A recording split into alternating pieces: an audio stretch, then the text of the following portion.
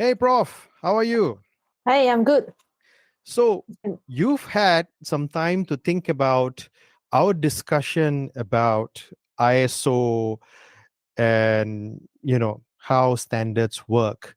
Now, to be fair, we are a podcast that talks about cybersecurity, right? We briefly touched about an ISO standard that even talk about brewing tea. So we're not going to cover so much about how to brew tea. Those of you who are interested in brewing tea, ISO 3103, you can find a copy of the document and find out what is the proper ISO way or the British standards way of brewing tea. So this podcast is about cybersecurity, and we are going to be focused on what the ISO standards for cybersecurity is.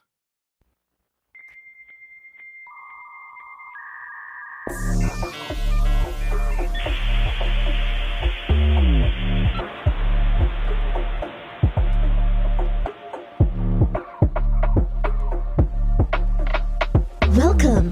You are listening to SecurityLAH Podcast, Season 3.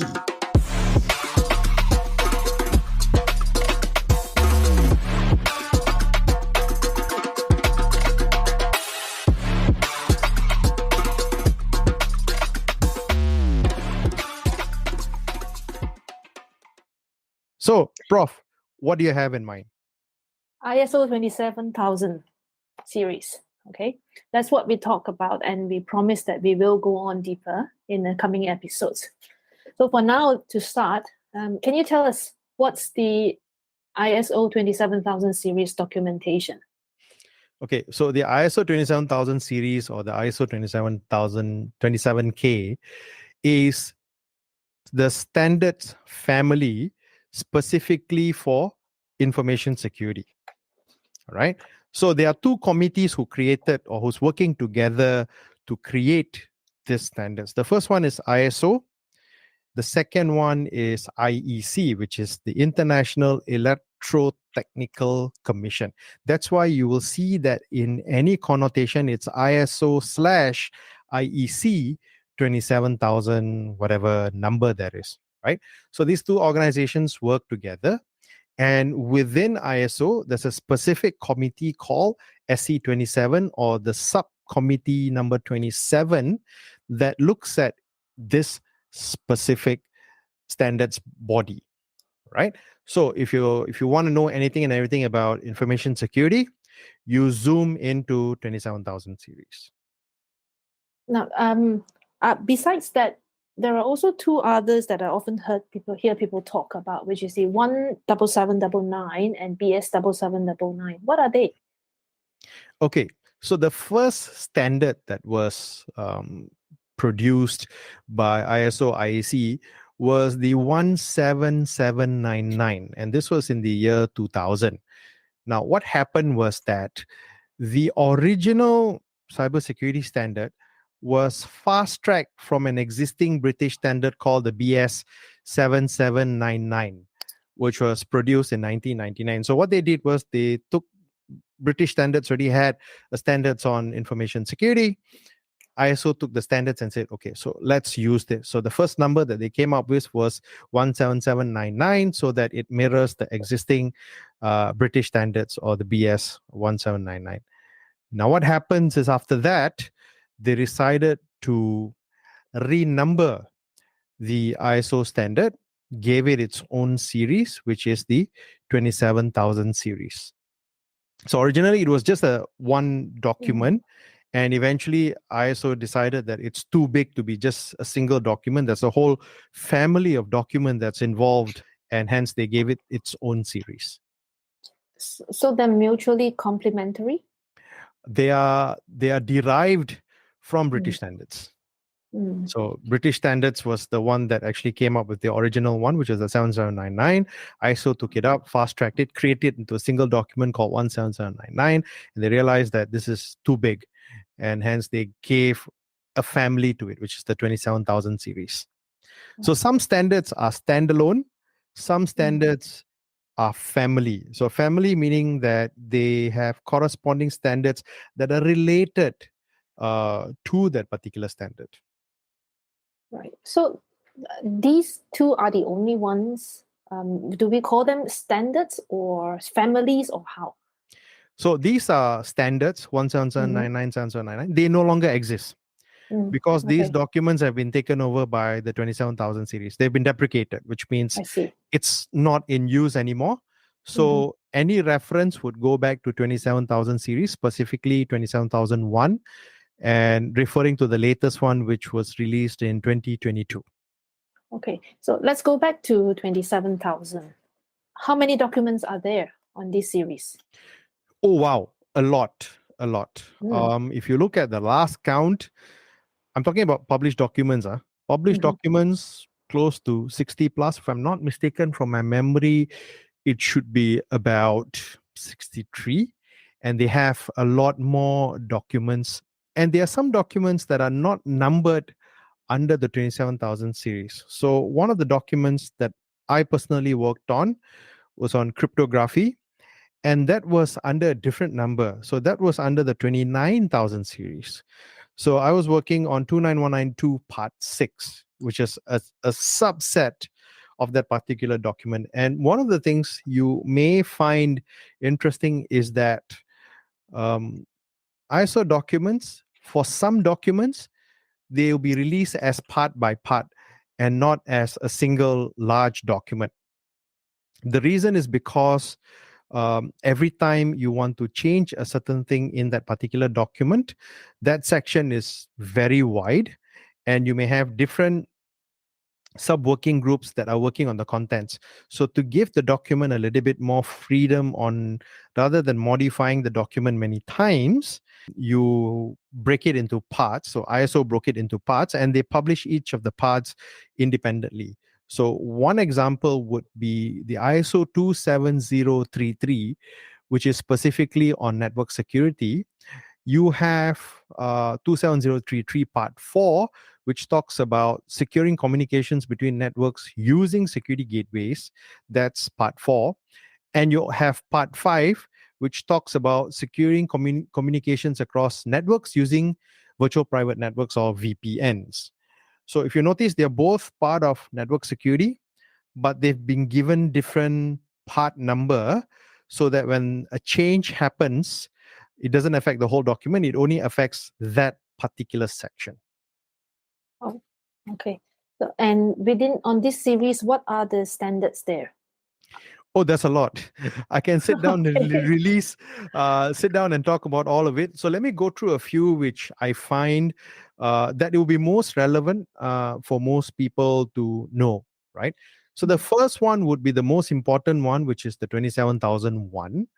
This is a document that I recommend everyone to actually have a reference to, because if you want to certify your organization to the 27,000, you will be certifying it against 27,001, right? Now this has just been updated, so please make sure you get the right copy. It should be 27,001:2022, not 2013 or not 2008. Those are the older versions, right? Then the next one is, now you have this 27,001 standards, and you're reading through the standards and you realize that, hey, these statements are so wide. How can I actually, what do I need to do? I mean, as techies that we are, you give me a motherhood statement like, oh, all policies must be updated frequently, and I'm like, I don't know what to do with this, right? So I need some prescriptive guidance as to what do I need to do, right? Of course, you have the option of hiring a consultant who will come and do everything for you if you have that much of money, or if you're looking at being the consultant yourself, then the best way to do this is to look at the subsequent documents within ISO. So the next document I make reference to is the 27,002, which gives you a detailed catalog on how you could implement controls, right? On how you can implement controls. So there are so many topics that ISO has published under the 27,000 series. Let me give you a few examples. One that most people also refer to would be the 27,005, which is the guidance on managing information risks. Now, just to share with everyone, this standard is, I'm not sure if it's already been deprecated, but these standards now refer to the ISO 31000, which specifically talks about risk management. Now, this document was created in tandem to manage risks related to information security, but since risk management is a generic methodology, hence ISO has decided that this document doesn't need to be here, makes reference to ISO 31000, right? So if you notice, there's a lot of ISO documents, right? So let Quite me a give lot you, there. yeah, there's a lot. So there's even guidelines. So if you want to be an ISO auditor, that means you want to be one of the guys who's auditing an organization on managing the controls. There's ISO IEC 27008, which is guidance for auditors on ISMS controls. Now, one of the things you will notice is that ISO 27001 refers to this word called ISMS, which stands for Information Security Management System. So there's two parts to this. One is information security, another one is the management system. So management system refers to how you manage and run the implementation of an ISO standard in an organization. So typically, most organizations will follow the Deming model, which is plan, do, check, and act. That is considered one cycle of an audit. When usually one cycle of audit takes about a year. So by the time you get into your audit and your findings and everything, usually it takes a year. No one does it more than that. It's too laborious to actually do that multiple times a year. Right. So we spoke about 27008, which is guidance for auditors on SMS control. There are also specific guidance on industries. So, for example, there used to be a standard called 27015, which is the Information Security Management Guidelines for Financial Services. But unfortunately, now this document has been pulled out because they find that, well, you don't need something specifically for financial organizations anymore. There are other standards that you would refer to if you're specifically in financial organizations, not necessarily on information security. So 27001 still applies for that. You may also have, say, if you're from the energy industry, you want to know how to have information security for process control in energy industry, you can look at 27019. So if you look at it, there is so many of these things that you can look at, right? If you're interested in cloud, right? I'm sure everybody's going into cloud right now. You can look at 27017, which talks about code of practice for information security controls based on ISO 27002 for cloud services. And there's another one, 27018, which talks about protection of personally identifiable information in public clouds acting as the PII processors. These are organizations that act as data processors for other organizations. What are the controls you need to put into place for you to be able to use public clouds as a data processor, right? I just explained about 27033, which was about network security in general, where it has about 7 parts. Now you can go a little bit deeper and also look at 27035, which talks about information security incident management. So if you want to know how to manage a security incident, well, there's 4 parts that you can refer to. What are the areas you need to look at from incident management? How do you manage the whole process end to end? So if you look at it, there's literally a document for anything and everything.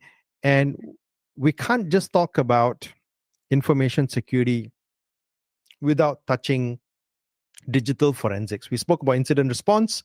There's also a number of standards on forensics. So for example, 27037 talks about guidelines for identification, collection, acquisition, and preservation of digital evidence.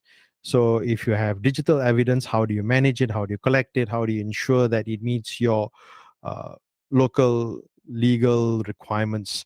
You also have ISO 27042, which talks about analyzing digital evidence.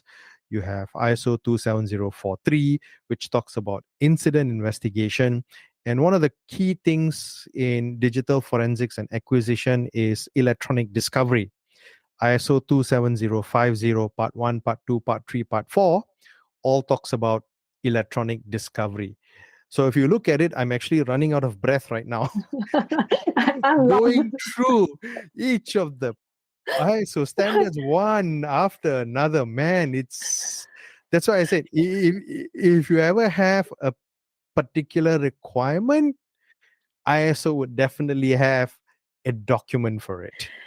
Right. And with so many standards, do you certify to all of them? No. As I mentioned earlier, you only certify to 27001. That's the only document an organization will be looking at. But then you might ask me, hey, Doc, I'm running a forensics lab, Yeah. right? There are different standards beyond the 27,000 series that you would use to certify your forensics lab. Then, So that should give you an idea as to how, how detailed this whole topic is. That's obviously a lot more to cover if we were to go into every single one of them. But from your Yeah. experience, which sectors, you mentioned a few like energy and then also financial sectors. So from your experience, which sectors are more forthcoming when it comes to getting the ISO 27,000 series? Well, it really depends. So, for example, some countries may mandate to say that as part of information security assurance and infrastructure resilience, you must be able to demonstrate your compliance towards a particular ISO standards. Now, it's entirely up to an organization or maybe their parent company or maybe a country regulation to determine that. Right. But the other thing I must stress is that even though you are certified against ISO 27000 series, it doesn't mean you're hacker proof. Yes, that Right? actually leads me to another question that I wanted to ask you. I originally wanted to ask you, how do you measure or how do you know that it's effective? There's obviously a lot of standards, a lot of things, but Mhm. at Well, the risk of being labeled as being cumbersome and tedious, then how do we know that it's actually effective and it's doing what it's supposed to do, what it promises?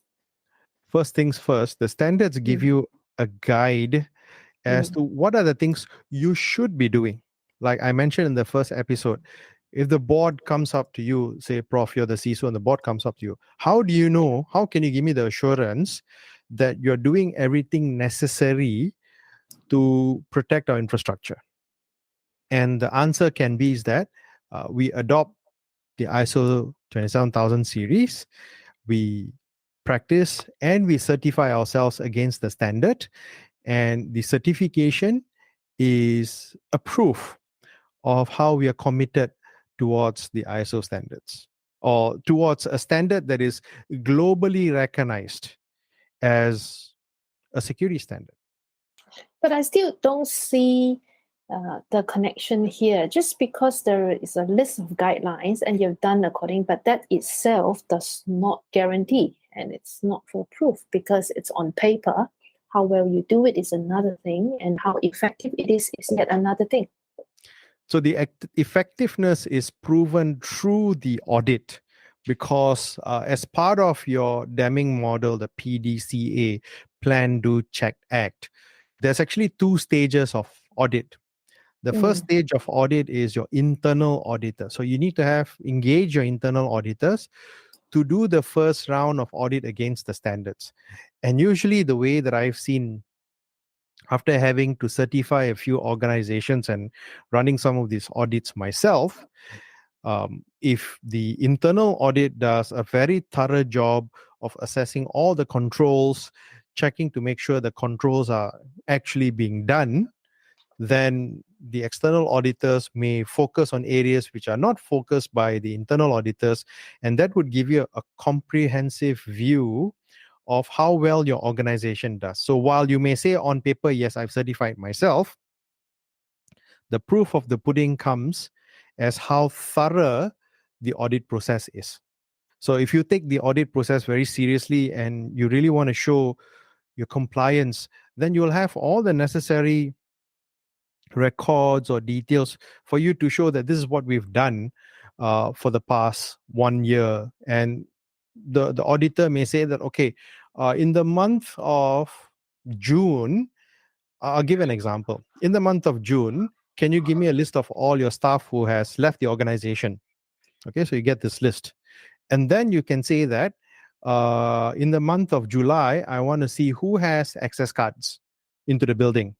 Just comparing these two lists, you can easily see if anyone who's left the organization still has access cards. And the same thing can be replicated to an Active Directory list or anything else, a system list, a critical system, right? So you can generate the list of users who are in a critical system at this month. You can take a staff exit at a particular month, and you can make a comparison, and you will know whether the process is actually working. Enjoying the show so far? Subscribe now so that you don't miss out on the latest episode.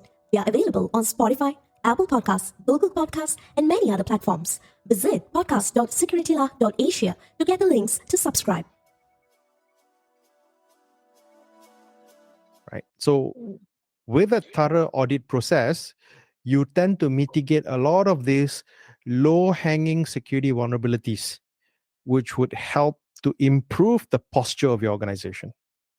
So in the event of an audit and after obtaining certification, would you say that it's actually a measure of how well the process has been followed, or is it how well the objectives are achieved? Yes, provided that the audit process was done thoroughly. So I have to put a caveat there. If you have Okay. done it thoroughly, then yes. Now, I mentioned earlier that you may still get hacked even though you follow ISO standards. So what did I mean by this? Now, the ISO mandates that you manage your systems properly, systems are patched. There's a possibility that you may have a 0 day, right, in your systems. That is beyond what ISO can actually tell you. Of course, it'd be dumb enough to say you have to mitigate 0 day attacks. And yeah, a lot of security vendors would be happy to throw solutions and boxes to tell you, yeah, we mitigate 0 day attacks. But in reality, some of these vendors themselves become part and parcel and victim of these kind of 0 day attacks. So there's always a possibility of you being hacked. But where ISO comes in is that, like what I mentioned earlier, digital forensics and incident response. You have all these processes that gives you a guidance of what to do. So you know, okay, you believe there's an incident or there's a security breach. You have all these processes that tells you what you need to do. How do you call in a war room? How do you organize the situation? Does this need to go to the board? Does the CEO or the group managing director get involved? These questions are easily answered because you have all these processes in place, and all you have to do is execute them. Versus an organization who has probably not done ISO 27000 series, now encountering a breach, they have no clue what to do. So, in Asia, we say you run around like a headless chicken. Well, that's what's going to happen. Whereas for an organization that actually has all these standards in practice, you have all these policies, you have all these procedures. You just need the right people to execute them. That's it. So that means with the ISO rigorous assessment, if I may use the word, then what happens is that the organizations would have an improved risk assessment and mitigation process. Yes. So one of the things that ISO talks about, ISO 27000 talks about, is continuous improvement. Now, it's not just, as I mentioned earlier, yes, the whole Deming model takes about a year for you to actually complete, right? Doesn't mean that, yeah, I finished my audit, yay, I just hang my laurels and, I chill back until the next 1 year audit. No, it doesn't work that way.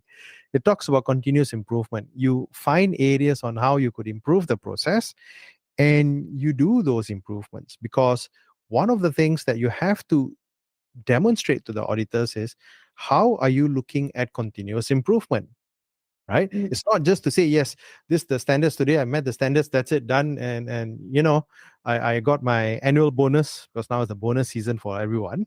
I got my bonus and I'm very happy, and I forget about it.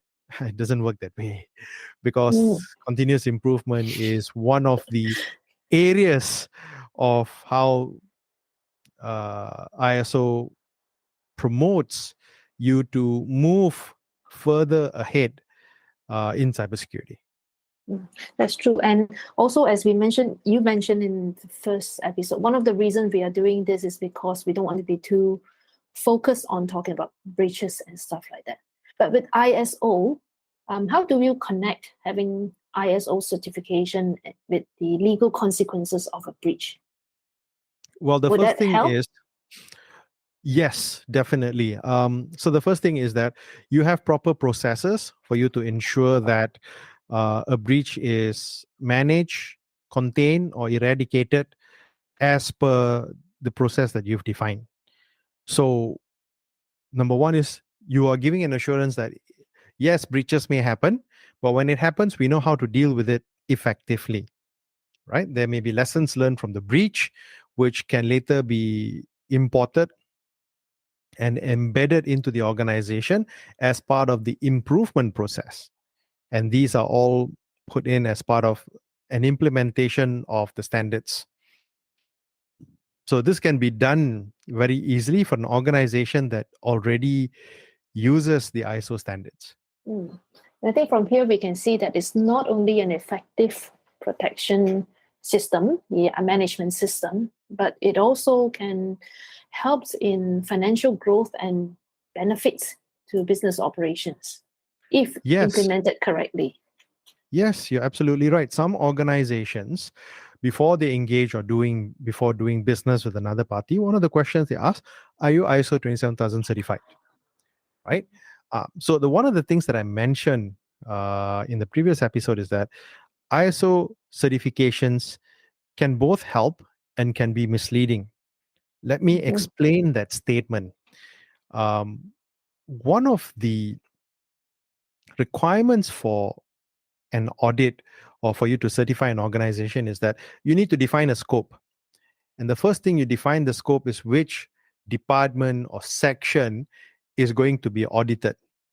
So, for example, I might play cheeky and say, if I'm a vendor, I'm a system integrator, I just want to tell people I got ISO 27000 series, I'm secure. But my scope of audit is my admin department, not the delivery team. So yes, as an organization, I am ISO certified, but there's a big but there, but the team that's actually certified is not the delivery team, it's the admin team. So let me give you another parallel into ISO certifications. I'm not sure if you've heard of ISO 9001. Yep. It's they use the term quality management system. What I find misleading is that someone says, oh, I'm ISO 9001 certified, I got very good quality. Well, not necessarily.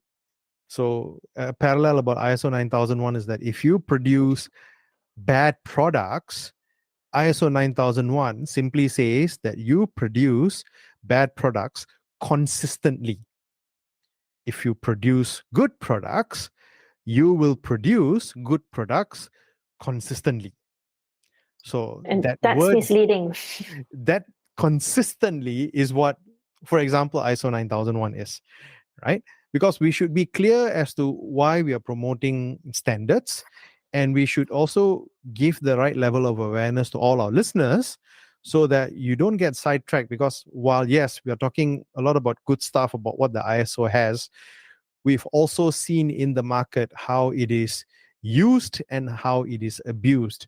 So as someone who now knows something about ISO standards, you should also know how organizations do with it. So one of the things I do is I ask them for the certificate and I ask them for what is the scope of the implementation. So for example, if a data center provider says they are ISO 27001 certified, okay, well and good.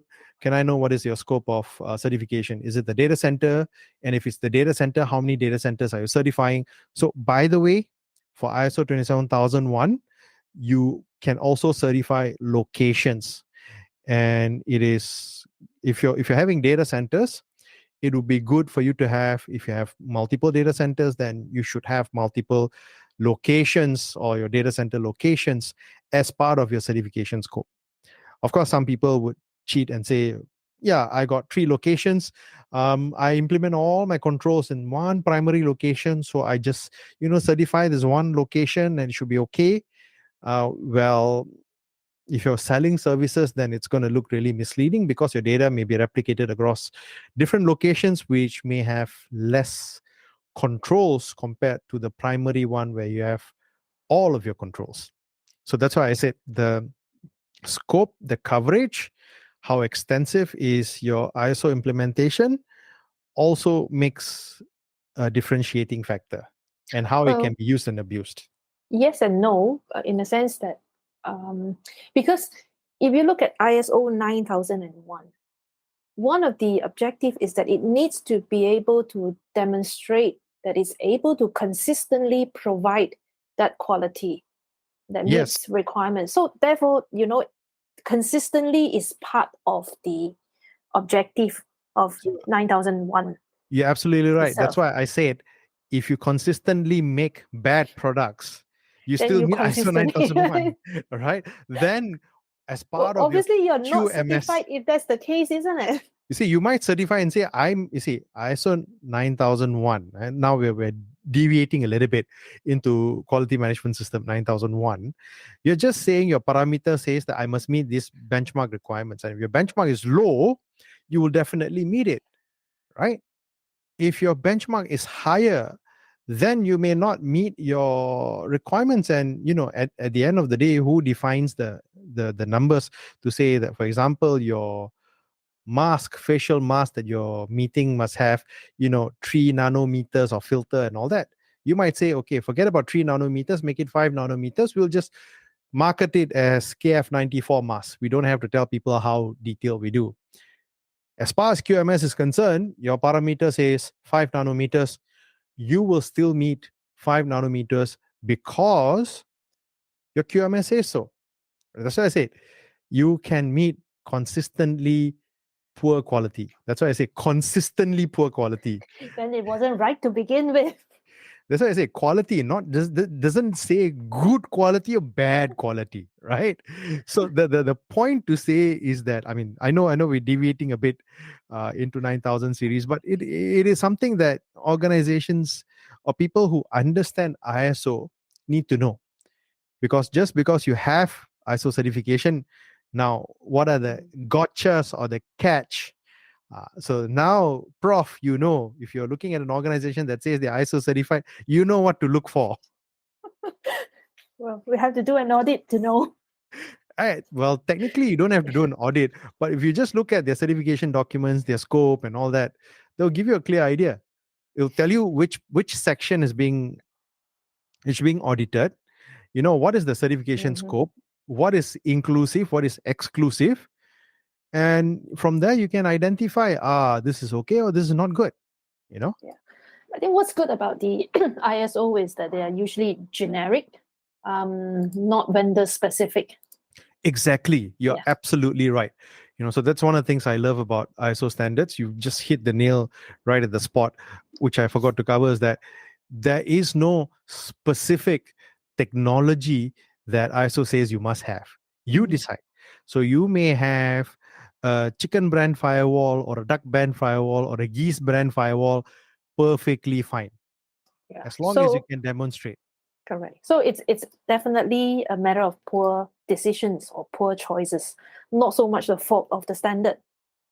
Yeah, the standards gives you a reference point. What are the things I need to have? So, for example, if a CISO goes into an organization and says, okay, I got to start cybersecurity, I got to start this in this organization. This is a green field for me. Where do I start? What do I do? What are the things I need to look at? Right. So the ISO gives you a guide as to where to start. What are the controls you need? You might be surprised to go into a greenfield and find that some of the controls may already be there. As part of group practices, the network team may already have a firewall in there. Great. But are the firewall rule sets managed properly? Well, maybe that's an area to improve, right? So you usually don't start from the ground because a lot of organizations that you engage today have some level of cybersecurity built in either their product or to their services. All you need to do is find that delta, or what we call it as a gap, and work on those gaps, and maybe even prioritize if there are too many gaps. Look at what is the key burning issues, prioritize, so put out the fire first, stem the bleed, and then look at how you can move forward and improve controls. So the ISO gives you that catalog of controls. And just because there's about 90 plus or 60 plus controls doesn't mean that you have to follow everything, right? Let me check how many controls are there. For this 2022 ISO, we have 4 sections with 93 controls. So while we may have 93 controls in ISO, it doesn't mean that you have to meet all the 93 controls. There may be controls which may not be relevant to you at all. And we'll go into more details when we talk about the audit process, how to build an ISO work program or a project on implementing ISO. What are the areas to look at to give the listeners a clearer idea as to how do you kickstart this initiative, right? Right.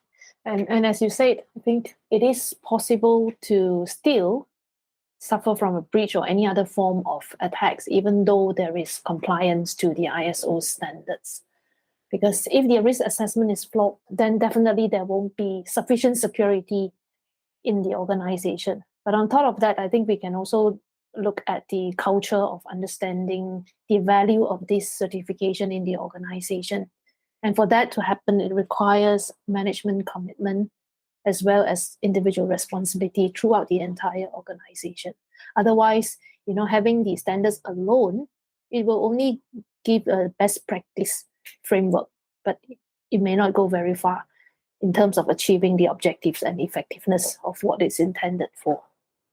Spoiler alert, you just mentioned one of the sections Oops. which is part of the ISO document, which highlights about management commitment. Now, we will go through the document in our subsequent episodes, and we will cover this area. So ISO recognizes that you can't just simply say that, yeah, I meet these requirements. There's a requirement to have a management committee and all that. We will go through in much greater depth when we get there in our subsequent episodes. Yep. Till then. All right. Okay. It's both me and Prof signing off. Bye-bye. Bye-bye.